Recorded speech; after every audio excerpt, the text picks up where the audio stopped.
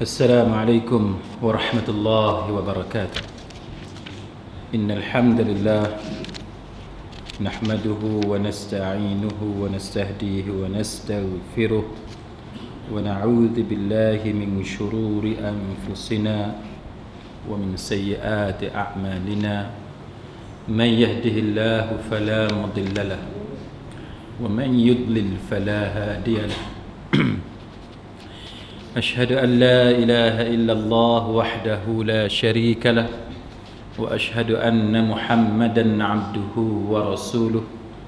اللهم صل وسلم على محمد وعلى آله وصحبه والتابعين بإحسان إلى يوم الدين وبعد. Rabbi syarah li sadri, wahai Tuhanku, lapangkanlah dadaku ini. Wa yassir li amri, dan permudahkanlah urusanku. Wahlul 'uqdatam min lisani, dan uraikanlah kekeluhan lidahku. Yafqahu qawli, supaya mereka memahami kata-kataku ini. Saudara-saudari, tuan-tuan, perempuan, muslimin muslimat, mudah-mudahan dirahmati dan diberkati oleh Allah Subhanahu wa taala.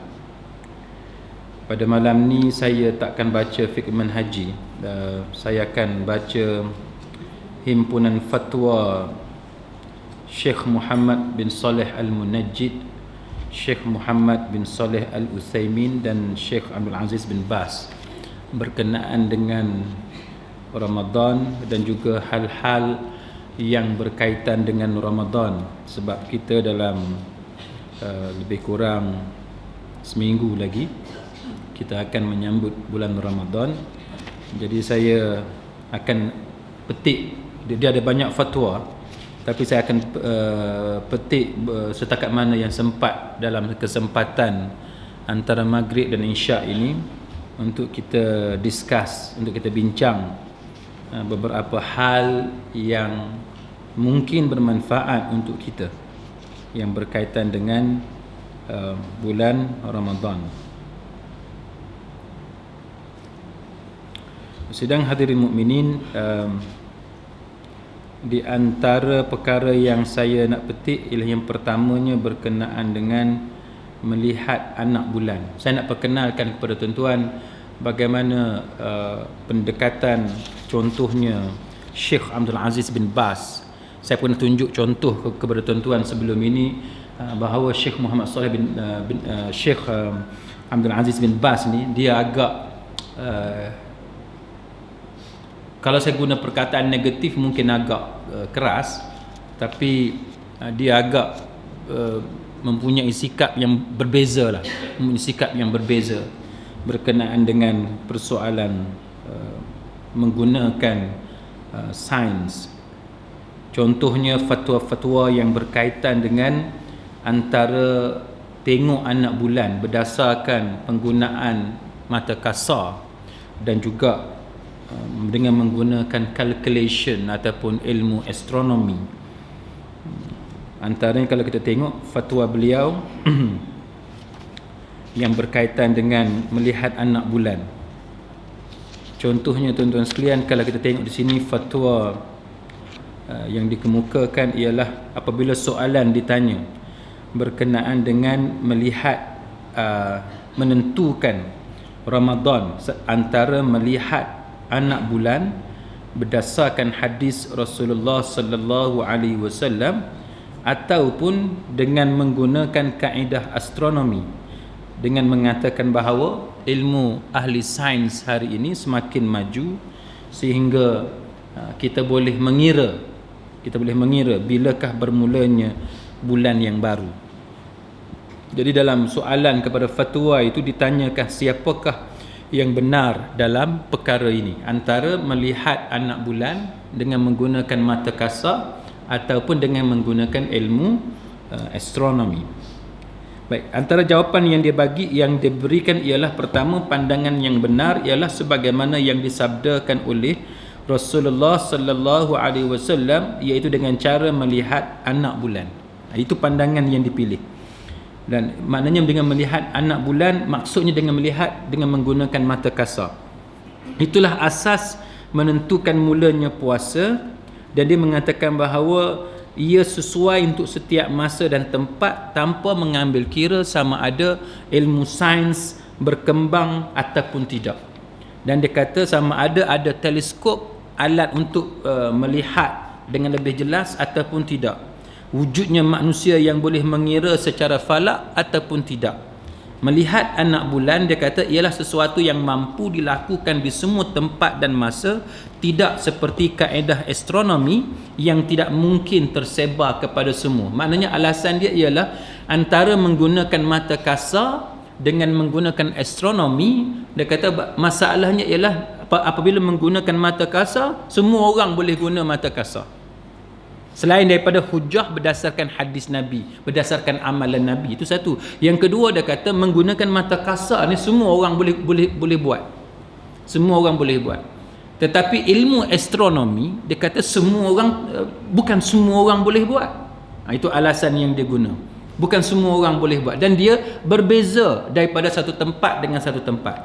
Alasan dia yang kedua, dia mengatakan bahawa Allah Subhanahu wa taala mengetahui kemajuan yang akan dicapai oleh manusia dalam bidang astronomi, tetapi masih menyuruh umat Islam menggunakan kaedah melihat anak bulan. Dia kata bahawa bukan Allah Taala tak tahu, manusia ni pada satu masa akan datang, pada satu zaman tertentu mereka akan memiliki teknologi dan juga ilmu ataupun kemahiran yang berkaitan dengan astronomi. Tapi dia kata Allah Ta'ala perintah bukan dengan menggunakan ilmu astronomi. Dia kata bahawa Allah Ta'ala berfirman dalam surah Al-Baqarah ayat 185, "Faman syahida minkumus syahra falyasum." Dia kata oleh itu sesiapa di antara kamu yang menyaksikan anak bulan Ramadan, dia hendaklah berpuasa pada bulan itu. Jadi hujah yang dipakai oleh mereka ialah bahawa berdasarkan Al-Quran ni, faman syahida minkum, sesiapa yang menjadi saksi terhadap asyahr, terhadap bulan tersebut, maka falyasum, hendaklah dia berpuasa. Baik. Begitu juga dia kata bahawa sabda Nabi sallallahu alaihi wasallam yang dinyatakan sebelum ini, dan dia kata bahawa dengan ini mula dan akhir puasa mesti dikaitkan dengan melihat anak bulan secara nyata dan bukan kiraan astronomi. Dan dia kata bahawa umat Islam mesti patuh kepada perintah Allah dalam menentukan mula dan akhirnya puasa, dan dia kata bahawa inilah pendapat sebahagian besar ulama, dan sesiapa yang berbeza pendapat dalam permasalahan ini, pendapatnya dianggap syaz. Tengok, dia kata pendapatnya dianggap syaz, ganjil, dan pendapat itu tidak boleh diambil kira. Maknanya mereka menggunakan satu pendekatan yang agak keras dalam menolak ilmu astronomi. Sedangkan muslimin muslimat sekalian, kalau kita tengok sebenarnya, nanti kalau tuan-tuan ada kesempatan, tuan-tuan tengok tafsir surah Al-Baqarah ayat 185, dan sebagaimana panduan yang saya huraikan kepada tuan-tuan sebelum ini, bila kita nak tengok tafsir, yang nombor satunya tuan-tuan tengok tafsir di kalangan ummahatut tafasir, di kalangan tafsir induk yang kita cerita sebelum ni, Ar-Razi, Al-Zamakhsyari, Ibnu Kathir, At-Tabari dan sebagainya, bagi sesiapa yang ada kemampuan. Baik, bila kita tengok perkataan faman syahida minkum ini, faman syahida minkum, tuan-tuan, sebenarnya para ulama dia tidak sepakat tentang perkataan faman syahida minkum. Adakah mesti perkataan syahida minkum ni mesti dengan makna ru'yah, dengan makna melihat dengan menggunakan mata kasar, ataupun maksud syahida minkum ini dia boleh juga mengambil kira golongan pakar dalam bidang tertentu, terutamanya dalam bidang astronomi, ilmu falak dan sebagainya, yang boleh menggunakan hisab, yang boleh hitung, yang boleh kalkulate berkenaan dengan peredaran segala planet ni termasuk bulan dan sebagainya. Kemudian daripada calculation ni dia boleh kira bila sepatutnya bulan ni muncul. Hujah yang paling kuat muslimin muslimat sekalian ialah sebagaimana kita menentukan waktu solat, waktu semayang. Matahari, tuan-tuan, pernah tak dia miss waktu dia? Matahari pernah dia miss waktu dia? Tuan-tuan tengok dalam surat khabar, dia tulis sunrise. matahari terbit pukul berapa? 7:05. Saya nak tanya tuan-tuan, pernah tak matahari lambat gitu keluar? Dia ada urusan apa, dia keluar 7:30. Ada tak? Tak ada. Tak ada. Tak pernah. 7:05 lah dia keluar, sunrise. Kalau tuan-tuan tengok dalam surat khabar, dia kata sunset, matahari terbenam. Apa makna matahari terbenam? Bulatan matahari itu hilang daripada garisan ufuk, daripada kaki langit, garisan kaki langit. Itu maksud matahari terbenam. Kalau dia kata matahari terbenam macam hari ni 7:35 ke? Lebih kurang lah kan? Katalah 7:35 petang matahari terbenam. Saya nak tanya tuan-tuan, pernah tak matahari hari tu dia tercepat sikit, terbenam, dia laju sikit, maka dia terbenam 7:20? Nak tanya tuan-tuan, pernah tak? Tak pernah. Allah Ta'ala dijadikan alam ni, dia ada peraturan dia, dan peraturan itu dipatuhi secara tepat oleh semua makhluk yang namanya matahari, bulan dan segala jenis planet ataupun bintang. Dan berdasarkan ilmu inilah para ulama, walaupun tidak sepakat di kalangan para ulama, tetapi di kalangan ulama yang boleh menerima ilmu hisab ni, dia kata kita boleh pakai ilmu hisab termasuk dalam menentukan waktu solat. Tak payah tunggu matahari keluar, matahari keluar baru kita nak semayang ataupun nak menentukan waktu habis subuh. Kita tak perlu tunggu nak ukur bayang-bayang, nak menentukan waktu zuhur ataupun asar, tetapi memadai, cukup memadai dengan melihat jam yang ada. Itu contoh yang paling mudah. Begitu juga muslimin muslimat sekalian tentang kemunculan anak bulan. Kan? Anak bulan. Orang putih kata new moon, bulan baru. Dia juga melalui proses hisab, hitung bila sepatutnya anak bulan tu keluar. Dan begitulah seterusnya dalam menentukan Syawal, bukan saja Ramadan, Syawal dan sebagainya. Jadi muslimin muslimat sekalian, tak mengapa, tapi apa yang saya cuba nak sampaikan kepada tuan-tuan bahawa mereka agak keras berkaitan dengan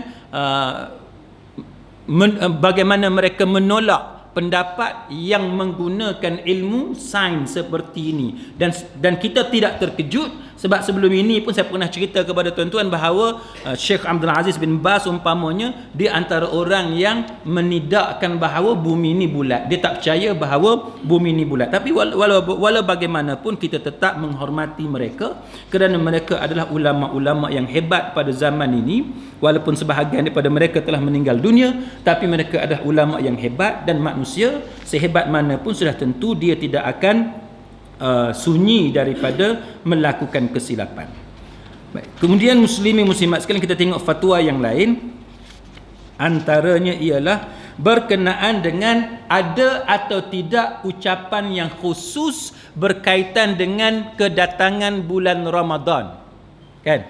Bila bulan puasa datang, menjelangnya bulan Ramadan, bulan puasa, soalannya ialah ada atau tidak bacaan khusus atau bacaan tertentu untuk kita ucapkan kepada saudara-saudara kita, bagi saling ucap tahniah di antara satu sama lain bagi meraihkan kedatangan bulan Ramadan. Antaranya, apa ucapan antaranya yang biasa kita dengar kawan-kawan kita ucap, sama ada dia cakap dengan mulut ataupun melalui SMS, WhatsApp dan sebagainya.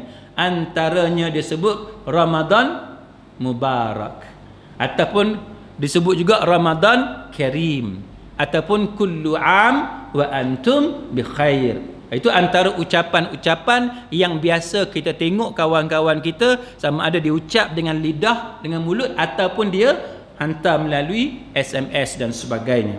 Maka jawapan yang diberikan oleh panel ini, mereka mengatakan bahawa sebenarnya tidak ada sebarang ucapan khusus. Tidak ada sebarang ucapan khusus. Yang penting kita saling meraihkan kedatangan bulan Ramadan. Kita nak ucap apa pun tak apa. Tak semestinya kullu am wa antum bi khair. Tak semestinya Ramadan Mubarak. Tak semestinya Ramadan Karim.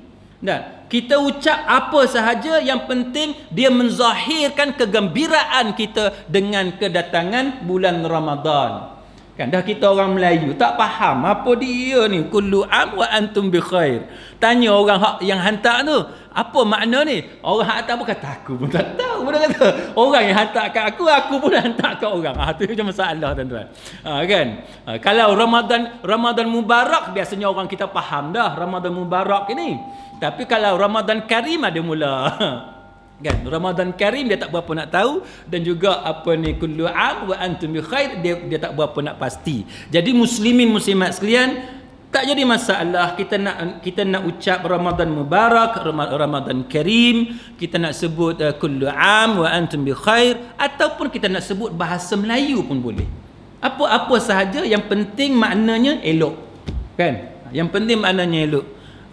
Contohnya apa dia yang biasa kita tengok bahasa Melayu, selamat menyambut Ramadan, kan? Ataupun selamat menyambut bulan puasa. Boleh tak? Boleh, tak jadi masalah, kan? Tapi kita biasalah nampak lekeh. Kan? Orang kita lagu tu lah.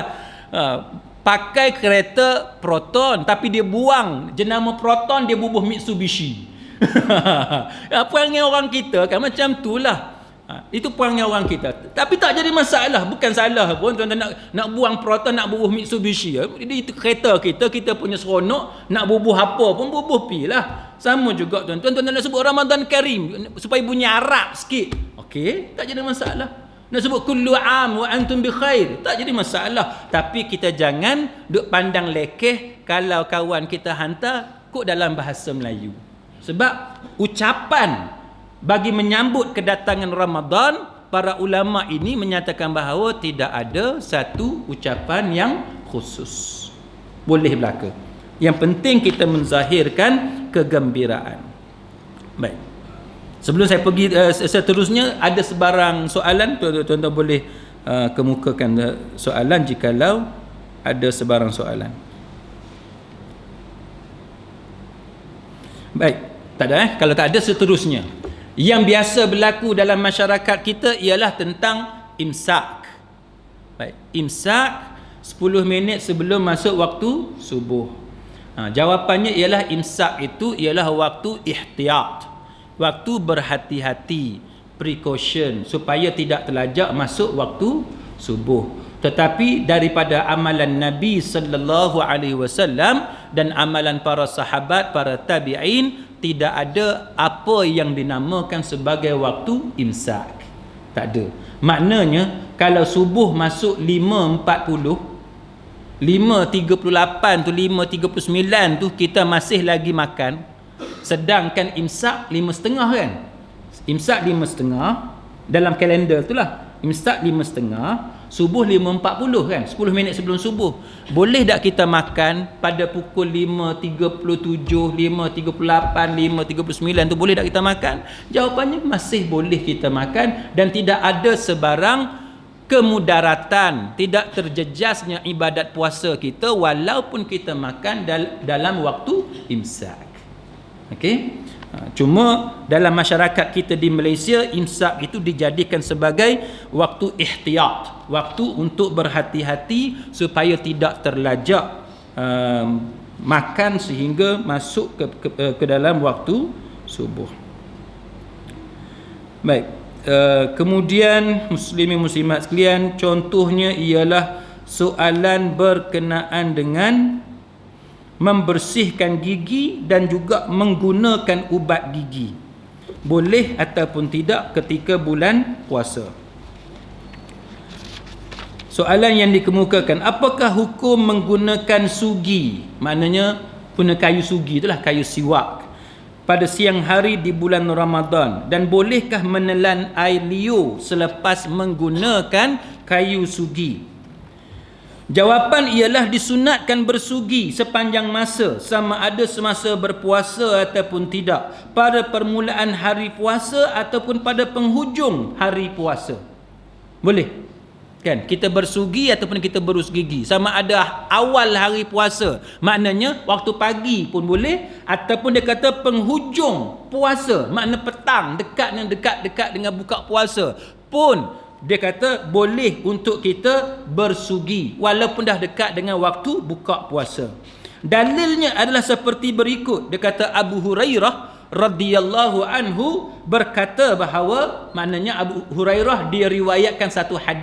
daripada Nabi kita Muhammad sallallahu alaihi wasallam. Dia kata laula an asyqa ala ummati au ala nasi la amartuhum bisiwaki ma'a kulli salah. Nabi kata kalau tidaklah kerana akan menyusahkan, membebankan umatku, nescaya aku akan perintahkan kepada umatku agar bersugi, agar gosok, bahasa kita gosok gigi setiap kali solat. Kan? Setiap kali solat. Jadi macam mana para ulama mengistimbatkan hukum? Para ulama mengistimbatkan hukum sebab dia kata Nabi sebut apa ni di sini? Nabi sebut la amartuhum bisiwaki ma'a kulli salah. Nabi kata apa dia? Iaitu dia kata la amartuhum, nescaya aku akan perintahkan kepada mereka. Siapa dia mereka? Umatku. Siapa dia umatku? Kita semualah orang Islam. Apa dia? Perintah apa dia? Bisiwaki. Maknanya bahasa kita gosok gigi. Kalau tidak dengan sebab menyusahkan umatku, Nabi kata dia akan perintahkan, mana dia akan suruh umat dia gosok gigi bila ma'a kulli salah, setiap kali semayang. Macam mana ulama diistimbatkan hukum? Makna dia kata gini, kalaulah gosok gigi ni tak elok apabila waktu petang atau dekat dengan buka puasa, mesti dah Nabi bagi tahu dalam hadis ni. Faham kan? Faham tak? Kan? Mesti Nabi bagi tahu dalam hadis ni.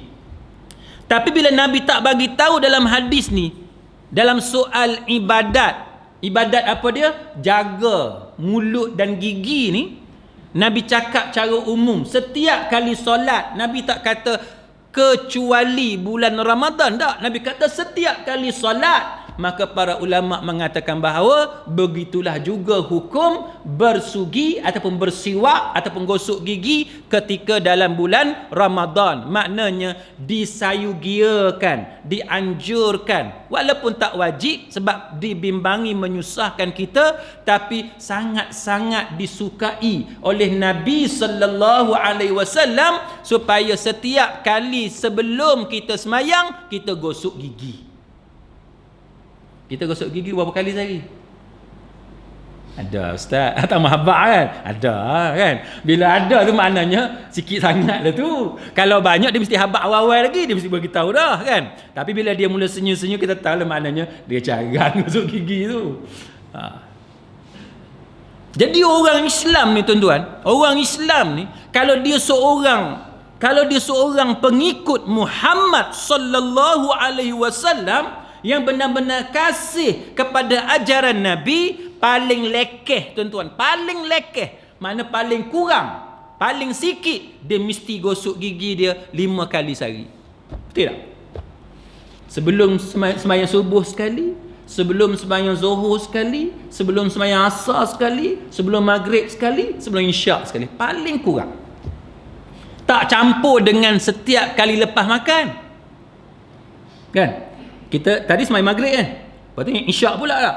Lepas isyak makan pula kan? Ada lagi durian hak tak habis lagi. Kita makan pula durian tadi. Pukul 11 kita tidur. Sebelum pukul 11 kita tidur tu, gosok gigi lagi sekali, betul tak? Dah 6 dah. Dah 6 kali dah. Maknanya orang Islam kalau dia ikut sunnah Nabi, paling lekeh 5 kali satu hari. Jadi sebab tu tuan-tuan, saya anjurkan tuan-tuan kalau kita nak ikut sunnah Nabi, kalau bolehlah dalam kereta kita tu ada satu berus gigi dengan ubat gigi. Mana kita pergi kat mana-mana kita bawa sunnah. Ataupun kita rasa payah macam tu, kita bawa kayu sugi pun boleh. Kan beli dekat kedai berapa ringgit? RM2. Adalah dia tengoklah, ada kecil ada yang besar. Kan? Saya try juga pakai kayu sugi, tapi benda tak biasa tuan-tuan. Rasa payah. Rasa payah. Tapi kita try lah kan. Kita try tengok. Maknanya tuan-tuan sekalian, tak apalah kayu sugi ke buah gigi ke. Yang penting kita berusaha ikut apa yang dianjurkan oleh Nabi sallallahu alaihi wasallam. Itu antara hujah dia. Kemudian yang keduanya, tuan-tuan sekalian, ialah hadis Imam An-Nasai. Hadis Imam An-Nasai. Hadis Imam Nasai ni diambil riwayat daripada Aisyah radhiyallahu anha bahawa Rasulullah sallallahu alaihi wasallam bersabda, "As-siwaku mutahhiratun lil fam mardatul lirabb." Dia kata siwak itu membersihkan mulut dan menggembirakan Tuhan. Ada dua faedah kita dapat. Nombor satu, kebersihan mulut kita untuk kehidupan atas dunia. Betul tak? Minta maaf tuan-tuan, saya pun bukan kata bau mulut saya bagus sangat, tapi kadang-kadang kita bila kita cakap dengan orang, kadang-kadang duk sedepa dengan dia, tapi bau mulut tu kuat, kan? Sampai kita ni sampai nak kena alih muka arah lain sebab tak tahan, bau mulut dia tu kuat sangat. Nanti tuan-tuan kata, ustaz tu serupa. Tapi nak ceritanya bahawa bau mulut ni kita kena jaga, kan?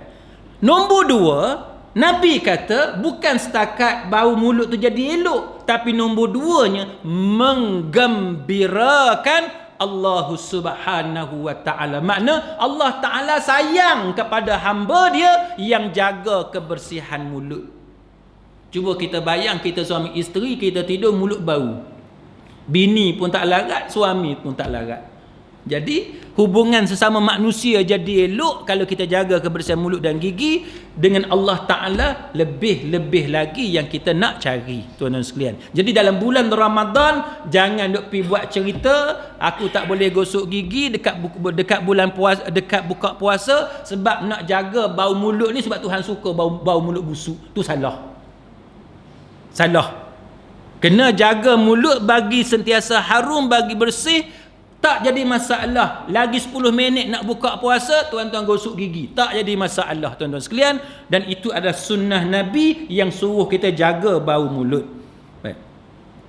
Maka dia kata hadis ini menunjukkan bahawa disunatkan menggunakan sugi sepanjang masa. Rasulullah sallallahu alaihi wasallam tidak mengecualikan mereka yang berpuasa daripada ibadat bersiwak ni. Ibadat apa dia?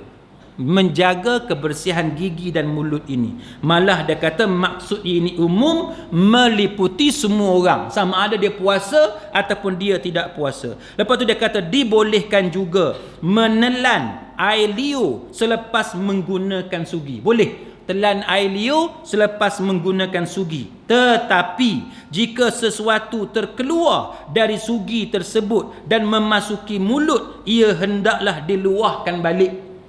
Kayu sugi kan, tahu kan kayu sugi? Kayu sugi bila kita gosok-gosok gigi, tiba-tiba ada, katalah bulu kayu sugi tu, kayu-kayu sugi tu masuk dalam mulut kita, tertanggal.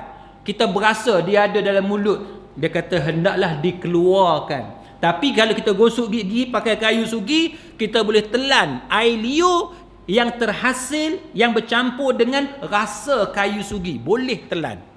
Muslimin muslimat sekalian, boleh telan. Ia adalah sama seperti yang dilakukan oleh seseorang yang berpuasa ketika mengambil wuduk. Dia dikendaki meludahkan air itu daripada mulut dan dibolehkan menelan air liur selepas itu. Tidak dituntut untuk mengeringkan mulut sepenuhnya selepas berkumur. Tak payahlah. Jadi macam kita guna ubat gigi, kita berkumur 3 kali, kita buang ubat gigi tadi. Selepas tu telan air liur macam biasa, walaupun kita boleh rasa fresh, kesegaran daripada ubat gigi tadi, tak jadi masalah.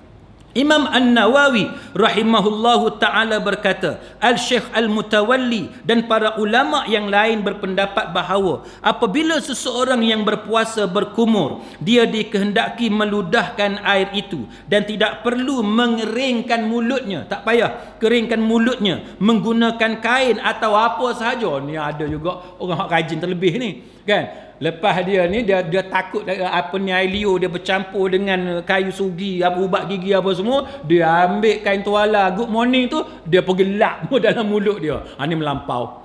Yang ni melampau, tuan-tuan sekalian.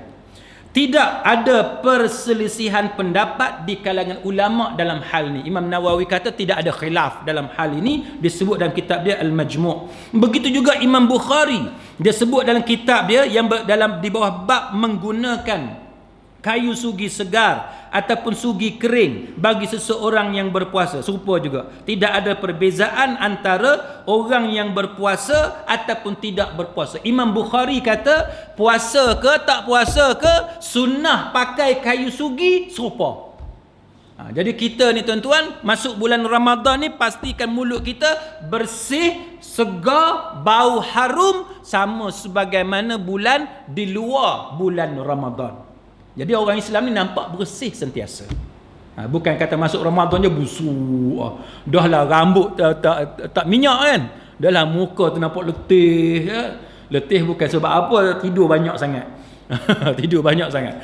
Jadi kita tidak boleh mempunyai kefahaman bahawa makruh bersugi ketika dalam bulan Ramadan, terutamanya lepas zuhur ataupun asar.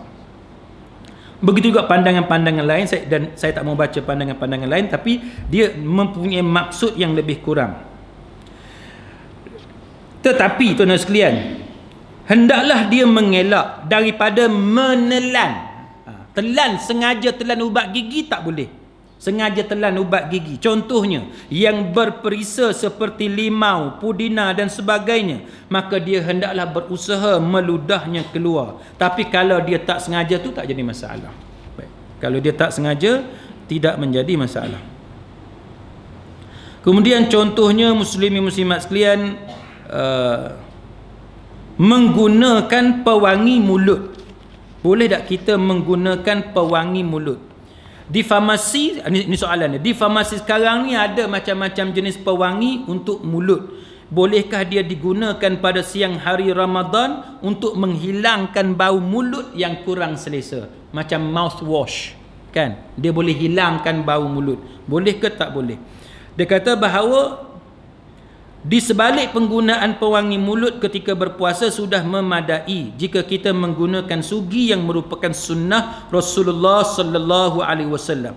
Walau bagaimanapun menggunakan pewangi mulut, menggunakan mouthwash dan yang seumpama dengannya yang tidak menembusi kerongkong tidak salah. Tetapi harus diingat bahawa bau yang keluar daripada mulut orang yang berpuasa bukanlah sesuatu yang patut dibenci kerana dia hasil daripada mematuhi perintah Allah. Bau itu lebih baik daripada kasturi di sisi Allah Subhanahu wa taala. Ini disebut oleh Syekh Saleh Al-Fauzan dalam kitab dia Al-Muntaqa min Fatawa dia. Maknanya apa dia tuan-tuan? Kita puasa, perut kita kosong, maka bau tu keluar. Kita tak suka kepada bau tersebut. Syekh Saleh Fauzan kata tak boleh macam tu. Tak boleh macam tu. Memadai dengan kita gosok gigi. Tapi dia kata boleh pakai. Bukan tak boleh pakai selagi tidak melepasi kerongkong. Tapi dia bagi nasihat kepada kita, jangan kita rasa tak selesa dengan bau mulut yang akibat daripada puasa. Kan? Sebab bila perut kita kosong, dia keluar bau tersebut. Tuan-tuan nampak kan? Tuan-tuan nampak. Jadi boleh pakai mouthwash, tapi jangan kita mempunyai perasaan tidak suka kepada amalan, kepada bau mulut yang terhasil daripada puasa.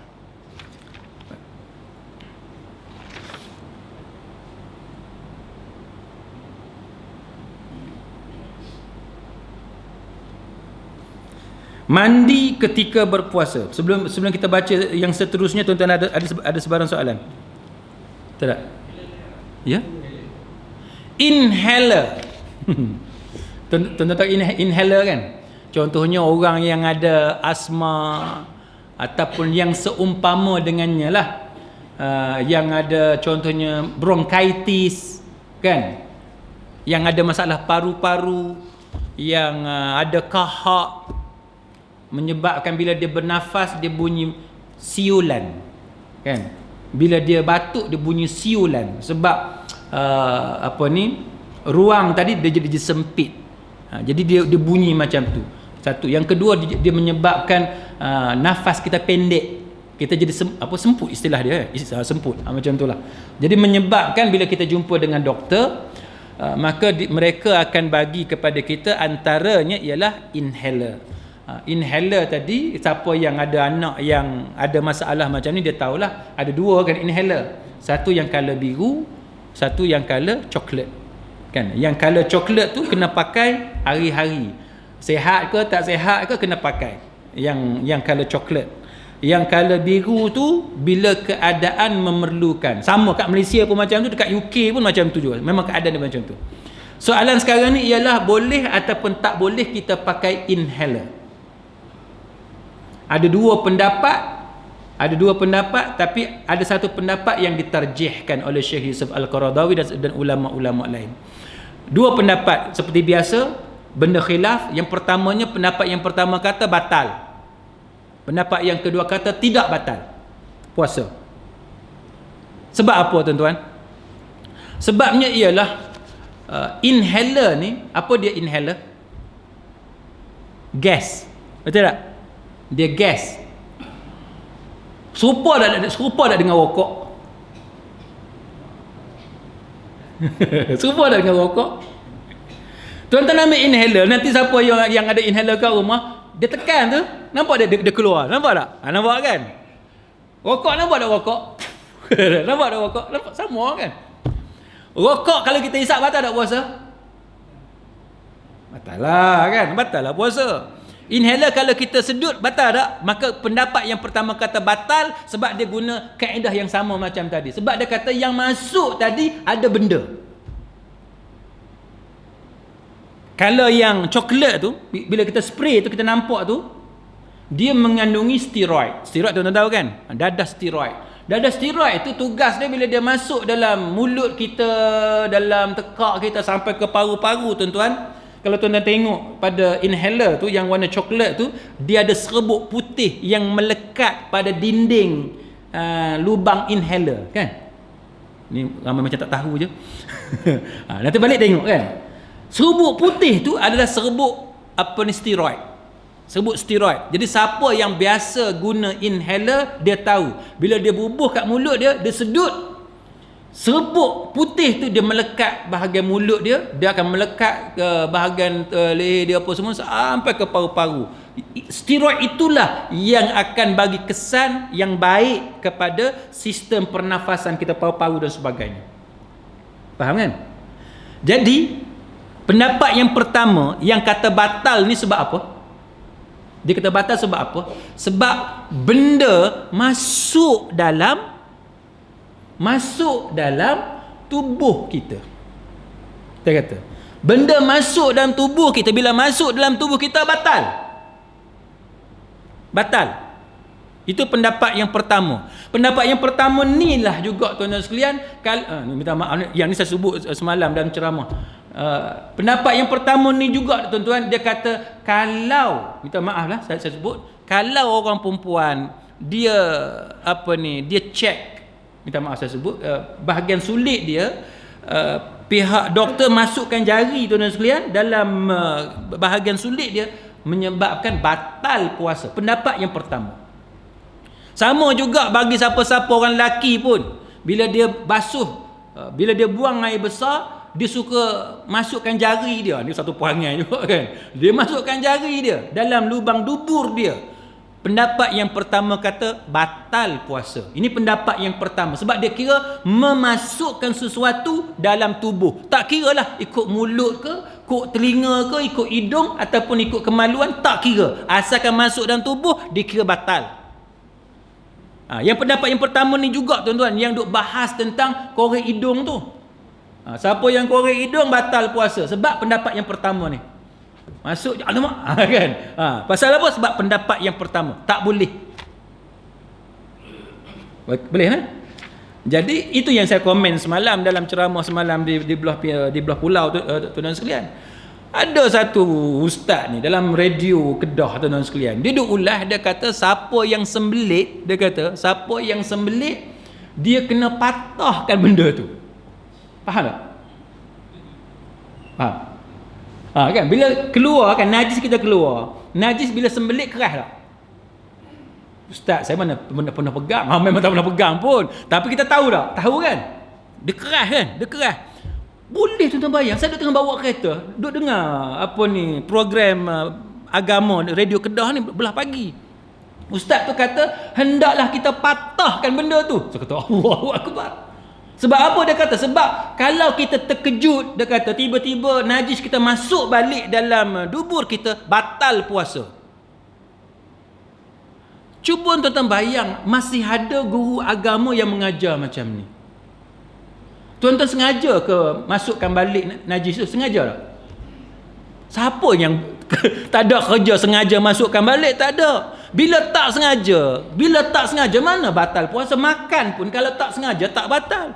Apatah lagi kalau najis tak sengaja masuk balik, tuan-tuan sekalian. Tak batal, tuan-tuan sekalian. Tak tahulah ustaz ni dia buat eksperimen macam mana.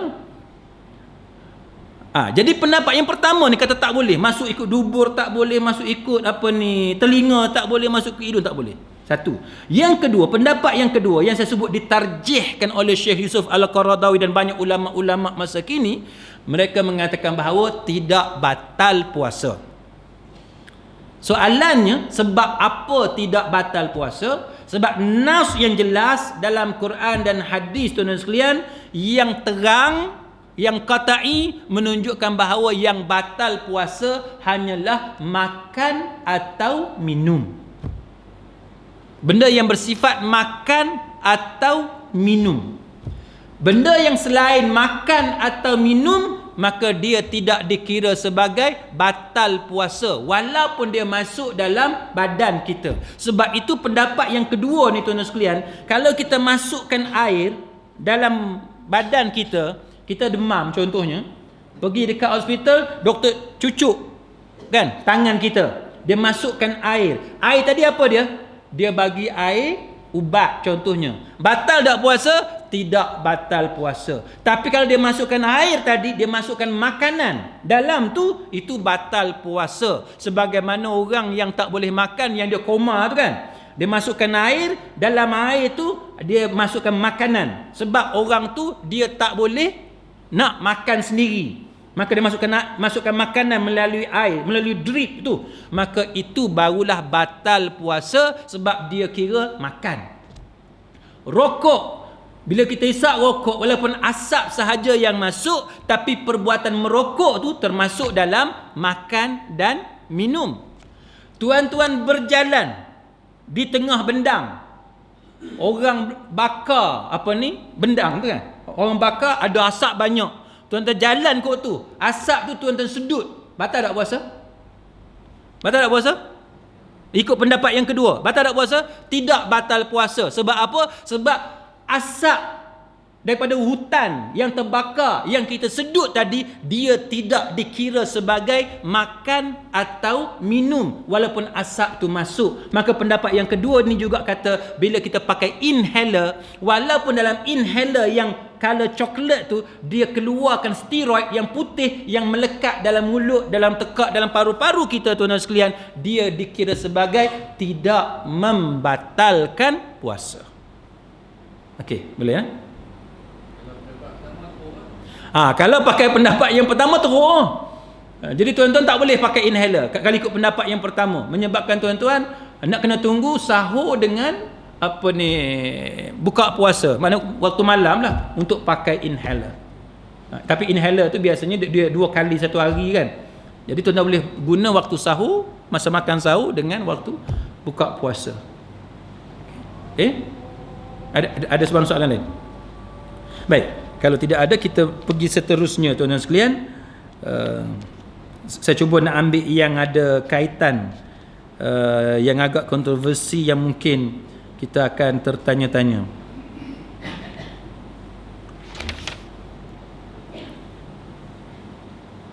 Makan kerana tersilap, tak payah cerita lah, ni semua orang tahu kan, makan kerana tersilap. Yang ni patut tahu ni. Bersetubuh ketika musafir, apa hukum dia? Tuan-tuan tahu tak? Apa hukum dia? Bulan Ramadan kan, bulan Ramadan, puasa ni, kita musafir pergi Kuala Lumpur. Soalan sekarang ni, kita puasa tak? Ada orang puasa, ada orang tak puasa kan. Yang puasa tak apalah. Ni hak tak puasa ni. Sebab dia kira okey, lebih 2 marhalah ataupun dia musafir, maka dia tak mau puasa sebab penat dan bawa kereta dan sebagainya, dia tak mau puasa. Kebetulan hari tu dia bawa isteri dia. Isteri pula dah sama-sama tak puasa, kan. Soalan sekarang ni mereka mengadakan hubungan kelamin. Hubungan kelamin pada waktu siang hari Ramadan. Macam mana? Sedangkan mereka tak puasa. Yang kita belajar itu, muslimin muslimat sekalian, ialah kafarah ataupun kifarat. Yang kita sebut kifarat itu kena puasa 2 bulan kan. Kifarat kena puasa 2 bulan itu adalah dengan sebab hubungan kelamin pada waktu siang Ramadan. Ada orang kita, dia pergi mengaji dengan satu ustaz mana tak tahu, dia kata kalau nak hubungan kelamin boleh, tapi minum air dulu. Buka puasa dengan air dulu, lepas tu baru boleh buat hubungan kelamin. Tu helah dengan Tuhan tu. Dia buat helah dengan Tuhan. Kalau dia batalkan puasa dengan hubungan kelamin, baru kena kifarat. Tapi kalau dia makan aiskrim dulu, tak kena kifarat. Yang ni. Baik. Maka ada soalan ni tuan-tuan. Ketika kita bermusafir, tiba-tiba kita mengadakan hubungan kelamin. Apa jawapan daripada dalam fatwa ni? Baik. Ni fatwa apa ni, soalannya ke-94. Apa hukum mengadakan hubungan kelamin dengan isteri pada siang hari di bulan Ramadan masa kita musafir? Masa kita musafir. Jawapan dia apa? Dia kata seseorang yang mengadakan hubungan kelamin dengan isteri di bulan puasa ketika musafir tidak perlu membayar kifarat. Tak perlu. Dan tidak berdosa kerana dia diizinkan berpuasa. Kerana dia diizinkan berbuka. Sebab dia dibolehkan berbuka, maka dia tak perlu bayar kifarat walaupun dia mengadakan hubungan kelamin pada waktu siang hari Ramadan. Tetapi dikendaki menggantikan puasa pada hari itu. Ini kita tahu dah. Dalam Lajnah Daimah lil Buhuthil Ilmiah wal Ifta', jawatan kuasa tetap kajian akademik dan fatwa Kerajaan Arab Saudi, telah ditanya tentang hukum seseorang mengadakan hubungan kelamin dengan pasangannya pada siang hari di bulan Ramadan waktu mereka musafir dan tidak puasa. Mereka tak puasa dan mereka musafir. Maka Lajnah Daimah jawab apa tuan-tuan? Dia kata seseorang yang bermusafir pada siang hari di bulan Ramadan dibolehkan berbuka kerana Allah mengecualikan mereka daripada berpuasa. Diizinkan juga makan minum dan juga jima' selagi mereka berada dalam keadaan musafir. Sama juga dengan Syekh bin Baz rahimahullahu ta'ala, dia jawab seseorang yang mengadakan hubungan kelamin dengan isterinya masa dia berpuasa hendaklah membayar kifarat, membebaskan hamba puasa 3 bulan secara berturut-turut atau memberi makan 60 orang fakir miskin. Kalau dia berpuasa, dia kenalah. Kalau dia berpuasa. Tapi kalau masa dia musafir, dia tidak berpuasa, maka dia dikecualikan. Dan dia dikecualikan. Begitu juga muslimin muslimat sekalian, Syekh Ibn Utsaimin rahimahullahu ta'ala, dia jawab tidak berdosa kerana seseorang yang musafir diizinkan makan, minum dan jima'. Siapa yang bermusafir bukan setakat diizinkan makan dan minum, tapi diizinkan mengadakan hubungan kelamin. Jadi kita tak perlu teragak-agak kerana semua nama ulama' yang kita sebut tadi semuanya bersepakat mengatakan bahawa hubungan kelamin antara suami isteri yang bermusafir yang tidak berpuasa adalah dibenarkan walaupun dia jima' pada waktu siang hari Ramadan atas sebab apa tuan-tuan? Kerana mereka bermusafir. Okey.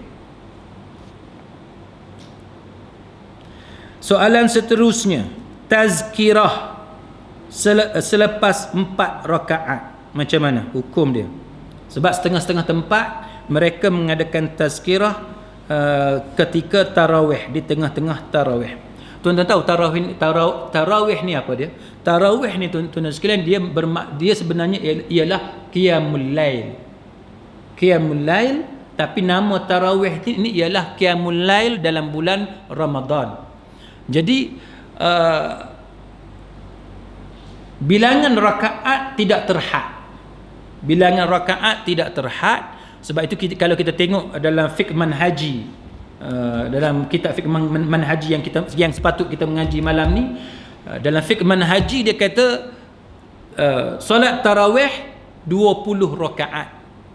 Solat tarawih 20 rakaat, dan itulah yang dilakukan di Mekah, di Madinah sekarang ni.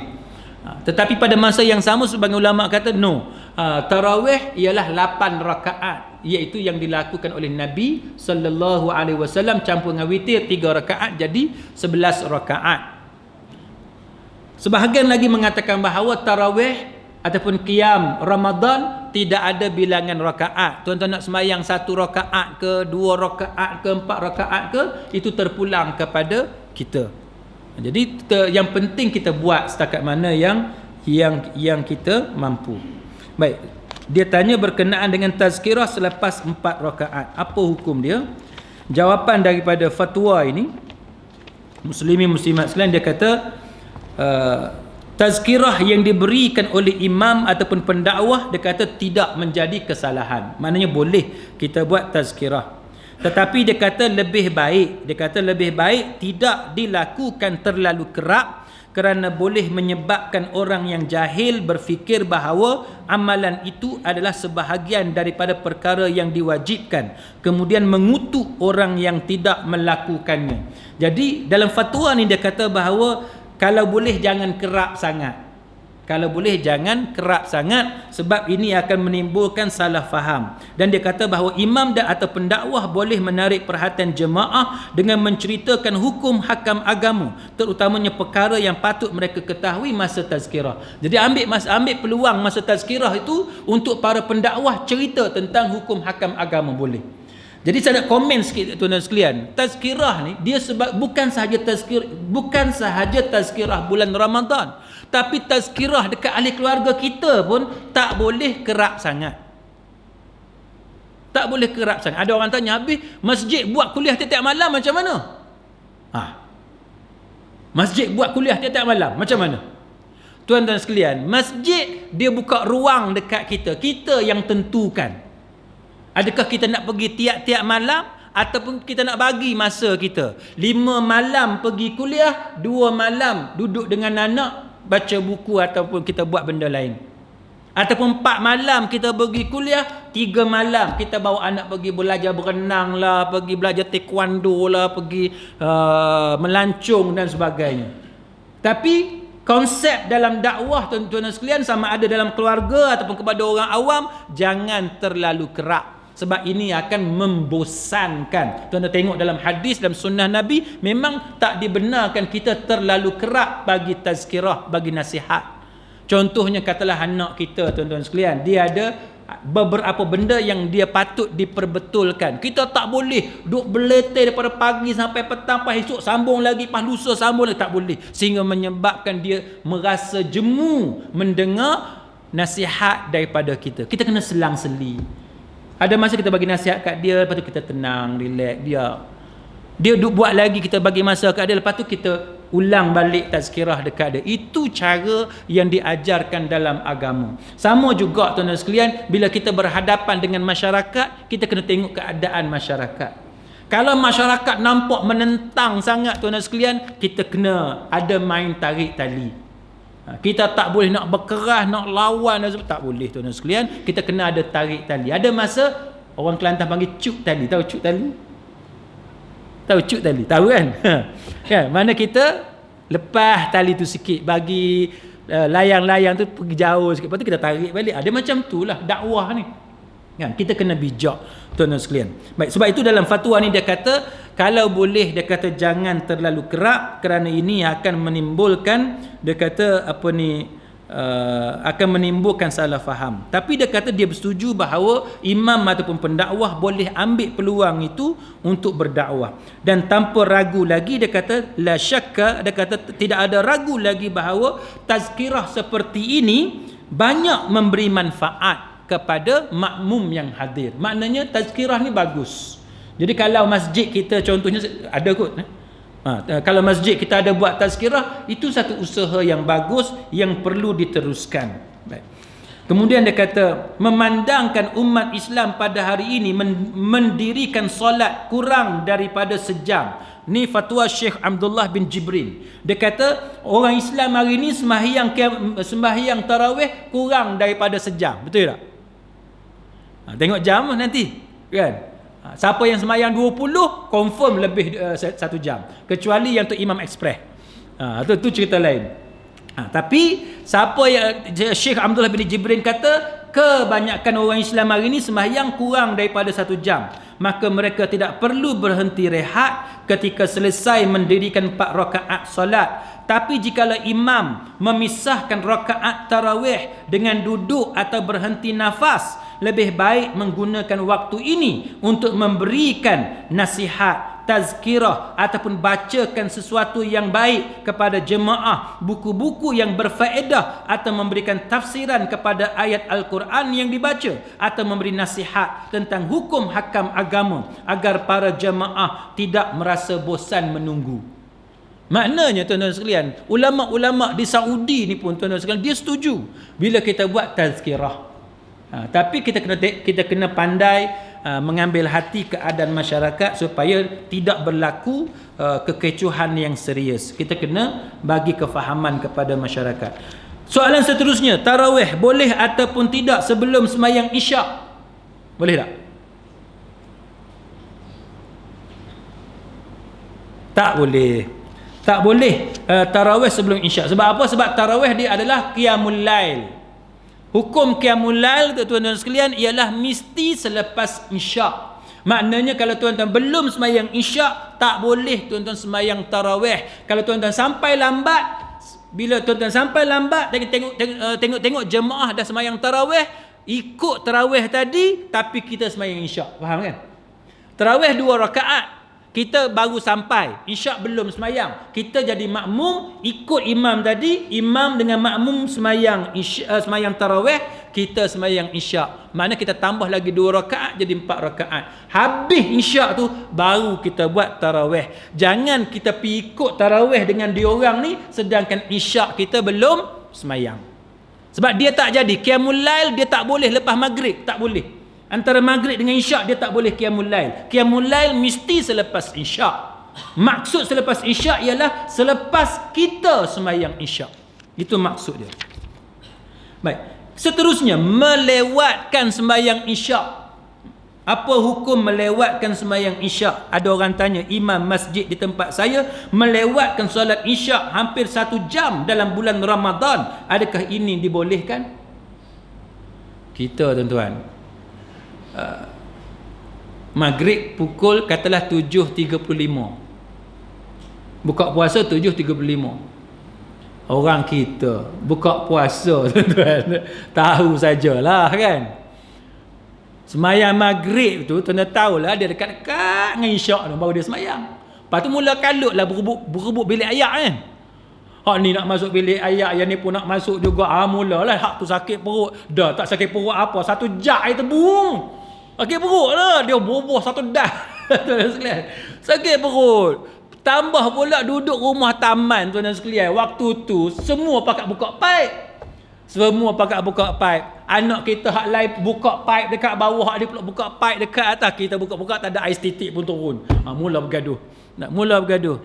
Jadi nak pi hambat sembahyang isyak di masjid. Pukul berapa tuan-tuan? Isyak katalah 8.50. Tak dan.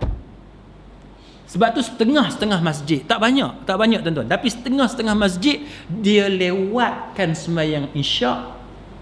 Ada yang lewatkan setengah jam. Dalam soalan ni tempat dia lewatkan sampai 1 jam. Maknanya kalau 8.50, 9.50 dekat pukul 10 baru sembahyang isyak. Boleh ke tak boleh buat macam tu? Jawapan dia, sembahyang isyak ni pukul berapa? Daripada hilangnya cahaya merah tu sehinggalah, ada 2 pendapat kan. Kita di Malaysia kita pakai mazhab Syafi'i, isyak sampai subuh, betul tak? Tapi pendapat yang rajih berdasarkan hadis Jibril, yang Jibril sembahyang dengan Nabi, ialah setengah malam. Pertengahan malam. Macam mana nak kira pertengahan malam? Cara nak kiranya ialah ambil waktu maghrib Kan ambil waktu maghrib, pukul berapa maghrib? 7, kita kata 35. Ambil 7.30 senang. Subuh pukul berapa? 5.40 kan. Ambil 5.30 senang. Kan? Kita kerat dua tu. Daripada waktu maghrib pukul berapa? Subuh pukul berapa? Kerat dua. Yang tu pertengahan malam. Yang tu separuh malam. Maknanya lebih kurang 12.30. Nanti tuan-tuan balik kira lah. Lebih kurang 12.30. Itu tengah malam. 12.30. Maknanya kalau pakai hadis Jibril, tak boleh sembahyang isyak lebih daripada pukul 12.30 kalau di Malaysia ni. Tak boleh. Jadi siapa ni yang nak jaga dalam masalah khilaf, dia jangan sembahyang isyak lebih daripada pukul 12.30. Itu lebih baik. Tapi siapa yang nak pakai mazhab Syafi'i, faddalah, itu tak jadi masalah.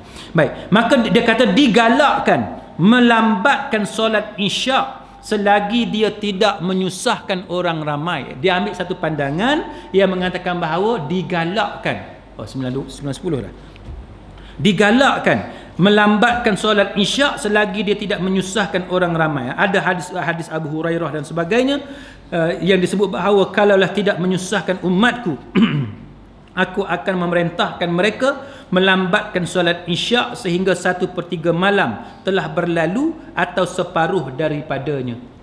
Itu yang disebut oleh Nabi sallallahu alaihi wasallam sebagaimana yang diriwayatkan oleh Imam Tirmizi. Hadis ini menunjukkan bahawa sunat melambatkan solat isyak selagi dia tidak membawa kesusahan kepada para jemaah. Kalau menyusahkan hendaklah disegerakan. Hadis Aisyah tuan-tuan sekalian dalam Sahih Muslim, Nabi sallallahu alaihi wasallam berjaga lewat pada satu malam sehingga malam telah pun jauh berlalu dan orang di masjid telah pun tertidur, lalu baginda keluar dan melakukan solat. Baginda berkata, inilah sepatutnya masa terbaik kalaulah tidak menyusahkan umatku.